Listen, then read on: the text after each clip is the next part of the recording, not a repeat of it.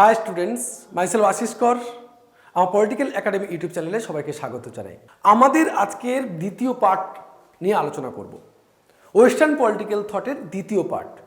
আমরা প্রথম পার্ট করেছি ওয়েস্টার্ন পলিটিক্যাল থটের 40টা প্রশ্ন নিয়ে প্রথম পার্ট করেছি। আজকের বাদবাকি যে কয়েকটি প্রশ্ন রয়েছে তোমাদের জন্য সেগুলো ফিফথ সেমিস্টারে যে সমস্ত স্টুডেন্টরা পড়ছো পলিটিক্যাল সায়েন্সের, তাদের যে সমস্ত শর্ট কোশ্চেনগুলো আমি করাচ্ছিলাম আজকের সেই দ্বিতীয় পার্ট। দ্বিতীয় পার্টে সবাইকে স্বাগত জানাচ্ছি। এখন পর্যন্ত যে সমস্ত ছাত্রছাত্রীরা আমাদের ইউটিউব চ্যানেলটিকে সাবস্ক্রাইব করনি, অবশ্যই সাবস্ক্রাইব করে নিও। আর একটি কথা, যারা প্রথম পার্টটি দেখোনি, আমাদের ডেসক্রিপশন লিঙ্কে দেওয়া থাকবে, অবশ্যই প্রথম পার্টটি দেখে নিও। দুটো পার্টে আমরা ভাগ করেছি, এই দুটো পার্ট তোমাদের জন্য খুব গুরুত্বপূর্ণ, দেখে নাও। আমরা একদম শেষ করেছিলাম 40 নম্বর প্রশ্নে যে কার্ল মার্কসের লেখা দুটি গ্রন্থের নাম কি। কার্ল মার্কসের লেখা দুটি গ্রন্থের নাম ছিল কমিউনিস্ট ম্যানিফেস্টো এবং জার্মান আইডিওলজি। এই দুটো গ্রন্থ ছিল। এই দুটো গ্রন্থ কিন্তু তোমাদের খুব ইম্পর্টেন্ট গ্রন্থ। কাল্পনিক সমাজতন্ত্রের একটি বৈশিষ্ট্য লেখো, তোমরা কাল্পনিক সমাজতন্ত্রে লেখানো হয়েছে, কাল্পনিক সমাজতন্ত্র সম্পর্কে জানো। তারপরের প্রশ্নটি বলছে ডাস ক্যাপিটাল গ্রন্থটি কার লেখা?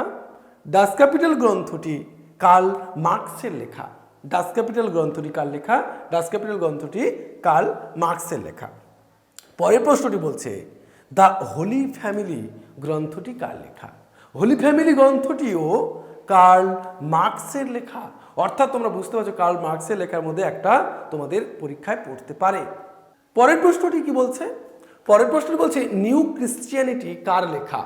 নিউ ক্রিশ্চিয়ানিটি কার লেখা? সেন্ট সাইমন বা সাঁ সিমো যাকে বলা হয়, সেন্ট সাইমন। পরের প্রশ্নটি বলছে মার্ক্সবাদী সমাজচিন্তার তিনটি প্রধান উৎস কি কি? আমরা কি কি জানি? জার্মান ভাববাদী, যেখান থেকে হেগেলের কাছ থেকে যিনি প্রভাবিত হচ্ছেন। ব্রিটিশ আমাদের যে অর্থনীতি, ব্রিটিশ অর্থশাস্ত্র, অ্যাডাম স্মিথ, ডেভিড রিকার্ডো, তাদের দ্বারা সম্পত্তির দ্বারা তিনি প্রভাবিত হচ্ছেন। আর একটা তিনি ফরাসি চিন্তাবিদ বা ফরাসি বিপ্লব, ফরাসি সমাজতান্ত্রিক আদর্শের দ্বারা প্রভাবিত হচ্ছেন। এই তিনটি, একটা হচ্ছে তিনি প্রভাবিত হচ্ছেন জার্মান ভাববাদী, দ্বিতীয়টা হচ্ছে ব্রিটিশ অর্থশাস্ত্র, তৃতীয়টা হচ্ছে ফরাসি সমাজতান্ত্রিক আদর্শ। তৃতীয় পরের প্রশ্নটি বলছে বৈজ্ঞানিক সমাজতন্ত্রের একটি বৈশিষ্ট্য লেখো। বৈজ্ঞানিক সমাজতন্ত্রের একটি বৈশিষ্ট্য বলছে কার্ল মার্কস দ্বন্দ্বমূলক বস্তুবাদের মাধ্যমে বিজ্ঞানসম্মতভাবে সমস্ত বস্তুর গতিশীলতা প্রমাণ করেছেন। 2 উদ্বৃত্ত মূল্যের তত্ত্ব, ঐতিহাসিক বস্তুবাদ ইত্যাদি বৈজ্ঞানিক সমাজতন্ত্রের বৈশিষ্ট্য। তারপরে বলছে নৈরাজ্যবাদ বলতে কি বোঝায়? নৈরাজ্যবাদ বলতে আমরা কি বুঝি? নৈরাজ্যবাদ বলতে বোঝায় অরাজকতা। অরাজকতা একটা সৃষ্টি করছে নৈরাজ্যবাদ। অরাজকতা বলতে আমরা বুঝি বিশৃঙ্খলা, যে কোনো প্রকার অনিয়ন্ত্রিত আচরণ, নিয়মানুবর্তিতা তথা রীতিনীতি ও বিধির অনুপস্থিতি। ওকে, বিধির অনুপস্থিতি। তারপরের প্রশ্নটি কি বলছে? তারপরের প্রশ্নটি বলছে অ্যানার্কিজম শব্দের উৎস কি? অ্যানার্কিজম শব্দের উৎস হচ্ছে, এটি একটি গ্রিক শব্দ অ্যানার্কিয়া। অ্যানার্কিয়া থেকে অ্যানার্কিজম শব্দটি এসেছে, যার অর্থ হচ্ছে কর্তৃপক্ষের বিরুদ্ধে বা শাসকহীন অবস্থা। তার পরের প্রশ্নটি বলছে দুজন নৈরাজ্যবাদী তাত্ত্বিকের নাম লেখো। দুজন নৈরাজ্যবাদী তাত্ত্বিকের নাম কি? দুজন নৈরাজ্যবাদী তাত্ত্বিকের নাম হলো William Godwin, Pierre Joseph Proudhon, Michael Bakunin বা বাকুনিন, আর একটা হচ্ছে প্রিন্স পিটার ক্রাফটকেন।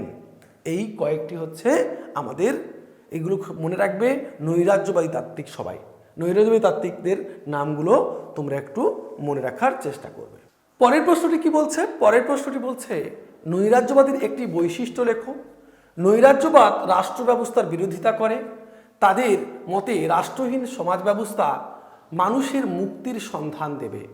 নৈরাজ্যবাদীরা যুক্তির বিচারের তুলনায় ভাববাদকে বেশি গুরুত্ব দেয়। তোমাদের একটা কথা বলে রাখি, এই সমস্ত পিডিএফ তোমরা পেতে অবশ্যই আমাদের টেলিগ্রাম চ্যানেল কিংবা হোয়াটসঅ্যাপ গ্রুপ রয়েছে, আমাদের ডেসক্রিপশন লিঙ্কে দেওয়া থাকবে, অবশ্যই সেখান থেকে জয়েন করে যাবে, তোমরা সব এই পিডিএফটি তোমরা পেয়ে যাবে। আরেকটি কথা, আমাদের যে সমস্ত একাডেমিতে এখনও পর্যন্ত যে সাজেশানগুলো দেওয়া হয়েছে, সেই সাজেশানের পিডিএফ নোট পেতে চাইলে কিংবা তোমরা যদি আমাদের এখানে পড়তে চাও পলিটিক্যাল একাডেমিতে, অবশ্যই আমার নিচে দেওয়া নাম্বার 8620063339 এই নাম্বারটিতে তোমরা যোগাযোগ করতে পারো। যোগাযোগ করলে অবশ্যই আমরা এখানে পড়ানোর ব্যবস্থা করে থাকি। পরের প্রশ্নে চলে যাও। ইনকোয়ারি কনসার্নিং পলিটিক্যাল জাস্টিস 1793 এই গ্রন্থটি কার লেখা? এই গ্রন্থটি নৈরাজ্যবাদী তাত্ত্বিক গডউইনের লেখা। এই গ্রন্থটি কার লেখা? এই লেখা নৈরাজ্যবাদী তাত্ত্বিক গডউইন। পরের প্রশ্নটি বলছে what is property? What is property গ্রন্থটি কার লেখা? 1840 সালে লিখেছে। কার লেখা? জোসেফ প্রুধোর লেখা। কার লেখা? জোসেফ প্রুধোর লেখা। পরবর্তী গ্রন্থটি বলছে অমার্ক্সীয় সমাজতন্ত্রের কয়েকটি উদাহরণ দাও। অমার্ক্সীয় সমাজতন্ত্রের কয়েকটি উদাহরণ দাও। ফেবিয়ান সমাজতন্ত্র, শ্রমিকতন্ত্র এবং গিল্ড সমাজতন্ত্র। পরবর্তী প্রশ্ন বলছে ফেবিয়ান সমাজতন্ত্রের মূল প্রবক্তাদের নাম লেখো। ফেবিয়ান সমাজতন্ত্রের মূল প্রবক্তাদের নাম লেখো। অধ্যাপক Adolph Wagner, Gustav Schmoller, Sidney Webb, Beatrice Webb এবং বার্নার্ড শ। এই দুটো নাম বিশেষ করে মনে রাখবে, Bernard Shaw, Sidney Webb, Beatrice Webb. এরা কিন্তু হচ্ছে ফেবিয়ান সমাজতন্ত্রের মূল প্রবক্তা। পরের প্রশ্নটি কি বলছে? বলছে সিন্ডিক্যালিজমের দুজন তাত্ত্বিকের নাম লেখো। যারা সিন্ডিক্যালিজমে বিশ্বাসী বা শ্রমিকতন্ত্রে যারা বিশ্বাসী তাদের দুজন প্রবক্তার নাম লেখো। একটা হচ্ছে ফার্নান্দ পেলুটিয়ার আর একটা হচ্ছে জর্জ সোরেল। এই নামটি তোমরা খুব গুরুত্বপূর্ণভাবে মনে রাখবে। পরের প্রশ্নটি বলেছে দেখো, জর্জ সোরেলের নাম কি জন্য বিখ্যাত? জর্জ সোরেলের নাম কি জন্য বিখ্যাত? জর্জ সোরেল ছিলেন একজন সিন্ডিক্যালিস্ট বা শ্রমিকতন্ত্রের প্রবক্তা। শ্রমিকতন্ত্রের প্রবক্তা ছিলেন জর্জ সোরেল, একজন সিন্ডিক্যালিস্ট বা শ্রমিকতন্ত্রের প্রবক্তা। তারপরে কি বলছে?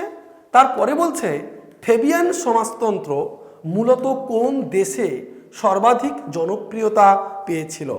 ফেবিয়ান সমাজতন্ত্র সর্বাধিক জনপ্রিয়তা কোথায় পেয়েছিল? ফ্রান্সে ও ইংল্যান্ডে। যদি শুধু বলে তাহলে তোমরা লিখবে ইংল্যান্ড। পরের প্রশ্নটি কি বলছে? পরের প্রশ্নটি বলছে যে গিল্ড সমাজতন্ত্রের দুজন প্রবক্তার নাম লেখো। গিল্ড সমাজতন্ত্রের, মনে রাখবে গিল্ড সমাজতন্ত্রের প্রবক্তার নাম হচ্ছে জিডিএইচ কোলে। খুব গুরুত্বপূর্ণ একজন তাত্ত্বিক, জিডিএইচ কোল। পরের প্রশ্নটি বলছে ফেবিয়ান সমাজতন্ত্রের মূল নীতি কি ছিল? ফেবিয়ান সমাজতন্ত্রের মূল নীতি কি ছিল? এর প্রধান লক্ষ্য হলো শ্রেণী ও ব্যক্তি মালিকানার হাত থেকে জমি ও শিল্প পুঁজিকে উদ্ধার করে সকলের সুবিধার্থে সমাজের হাতে অর্পণ করা।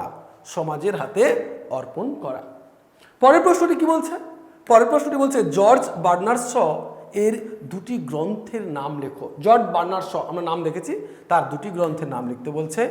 এ allocation of Fabian essays in socialism এবং ইকোনমিক বেসিস অফ সোশ্যালিজম।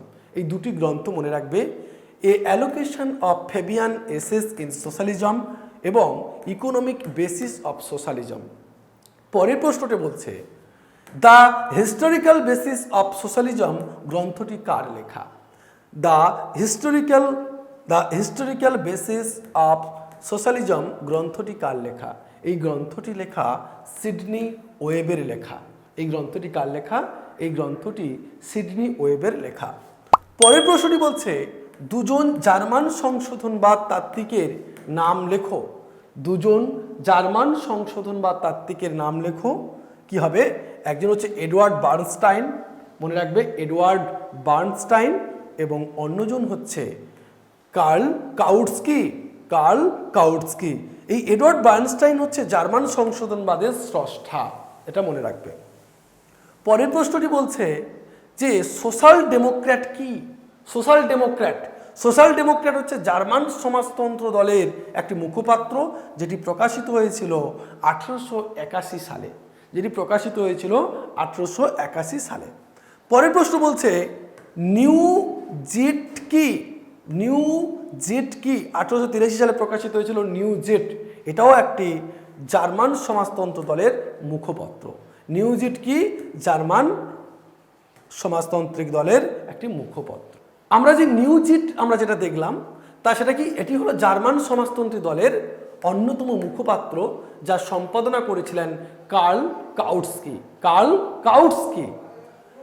তারপরে প্রশ্নটি বলছে যে ফ্রাঙ্কফুর্ট গোষ্ঠীর দুজন তাত্ত্বিকের নাম লেখো। ফ্রাঙ্কফুর্ট গোষ্ঠীর দুজন তাত্ত্বিকের নাম কি হবে? একটি হচ্ছে ফ্রেডরিক পোলক এবং ওয়াল্টার বেঞ্জামিন।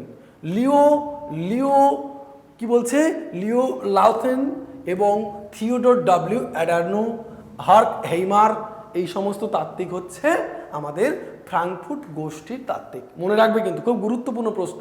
ফ্রাঙ্কফুর্ট গোষ্ঠীর দুজন তাত্ত্বিকের নাম, তাদের মধ্যে অনেকগুলো তাত্ত্বিকের নাম দিয়েছি, তোমরা সেগুলো সবগুলো মনে রাখবে। বলছে নেগেটিভ ডায়ালেকটিক গ্রন্থটি কার লেখা? নেগেটিভ ডায়ালেকটিক এই গ্রন্থটি কার লেখা? নেগেটিভ ডায়ালেকটিক গ্রন্থটি থিওডর অ্যাডার্নোর লেখা নেগেটিভ ডায়ালেকটিক। পরের প্রশ্নটি বলছে ফ্রাঙ্কফুর্ট গোষ্ঠীর দ্বিতীয় প্রজন্মের দুজন তাত্ত্বিকের নাম লেখো। ফ্রাঙ্কফুর্ট গোষ্ঠীর দ্বিতীয় প্রজন্মের দুজন তাত্ত্বিকের নাম লেখো। কি কি? একটা হচ্ছে হার্বার্ট মার্কিউস আর একটা হচ্ছে জুর্গেন হ্যাবারমাস। এরাও কিন্তু ফ্রাঙ্কফুর্ট গোষ্ঠীর সদস্য, তার জন্য দ্বিতীয় প্রজন্মের এরা সদস্য। কি? একটা হচ্ছে হার্বার্ট মার্কিউস আর একটা হচ্ছে জুর্গেন হ্যাবারমাস। পরের প্রশ্নটি বলছে থিওরি অ্যান্ড প্র্যাকটিস গ্রন্থটি কার লেখা? থিওরি অ্যান্ড প্র্যাকটিস গ্রন্থটি কার লেখা? 1963 সালে লিখেছিলেন হ্যাবারমাস বা হেবারমাস বলে, হয়কার হেবারমাস। 1963 সালে তিনি লিখেছিলেন, হেবারমাস লিখেছিলেন থিওরি অ্যান্ড প্র্যাকটিস এই গ্রন্থটি। পরের প্রশ্নটি বলছে নলেজ অ্যান্ড ইন্টারেস্ট 1968 এই গ্রন্থটি কার লেখা?